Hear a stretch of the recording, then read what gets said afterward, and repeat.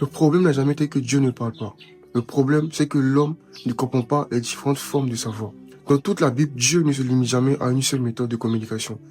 Mais ce qui révèle le contexte, c'est que chaque manière de parler est adaptée à une saison spirituelle de l'homme. Dans l'Ancien Testament, Dieu parle souvent par les songes et les visions. Jacob, dans Genèse 28, verset 12, voit une nuage dressée entre la terre et le ciel. Pendant qu'il dort, il ne cherche pas Dieu à ce moment-là, mais Dieu vient à lui dans le sommeil. Et dans Job 33, verset 14 à 16, il est clairement écrit que Dieu parle tantôt d'une manière, tantôt d'une autre, et qu'il avertit les hommes par des songes pendant qu'ils dorment. Donc même quand l'homme est inactif, Dieu reste actif. Mais observe quelque chose de profond. Ce n'est pas la parole de Dieu qui est rare, c'est la sensibilité de l'homme qui est limitée. Dieu parle aussi dans le cœur et dans la pensée avec Salomon. Dans 1 Roi 3, verset 5, Dieu lui apparaît dans un songe et touche directement sa compréhension intérieure. Ce n'est pas juste une vision, c'est une orientation intérieure. Et dans Psaume 16, verset 7, on comprend que Dieu instruit même dans le silence du cœur. Parfois, ce que tu appelles réflexion est en réalité une instruction divine. Il parle aussi par sa parole écrite. Car dans 2 Timothée 3, verset 16, il est écrit que toute écriture est inspirée de Dieu. Donc la Bible n'est pas un simple livre, c'est une voix constante.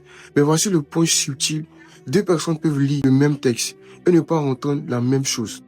Dans Isaïe 30, verset 21, il est dit que tu entendras derrière toi une voix disant « Voici le chemin, marche ». Ce n'est pas toujours une voix audible, mais une direction intérieure, une conviction dans les choix. Dieu parle aussi par les anges.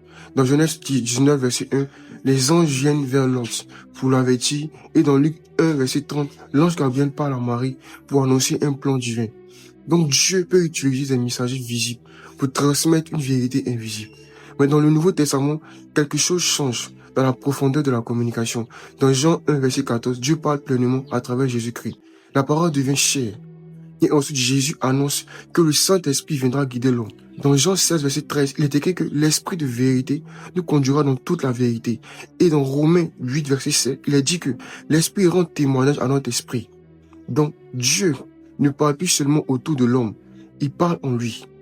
Au final, Dieu parle par les songes, Genèse 28, 12, Job 33, 14 à 16, par les visions, par sa parole, 2 Timothée 3, 16, par une voix intérieure, Isaïe 30, verset 21, par des pensées inspirées, Psaume 7, verset 7, par les anges, Genèse 19, 1, Luc 1, verset 30, par Jésus-Christ, Jean 1, 14, et par le Saint-Esprit, Jean 16, verset 13, Romains 8, verset 16. Mais le plus profond, ce n'est pas seulement d'identifier les moyens, c'est de comprendre que la vraie difficulté n'est pas Dieu qui parle, mais l'homme qui discerne. Parce que la même voix peut être entendue comme direction ou ignorée comme simple pensée. Et peut-être que le vrai combat spirituel aujourd'hui n'est pas d'attendre que Dieu parle, mais de redevenir assez sensible pour reconnaître quand il parle déjà. Que Dieu te bénisse.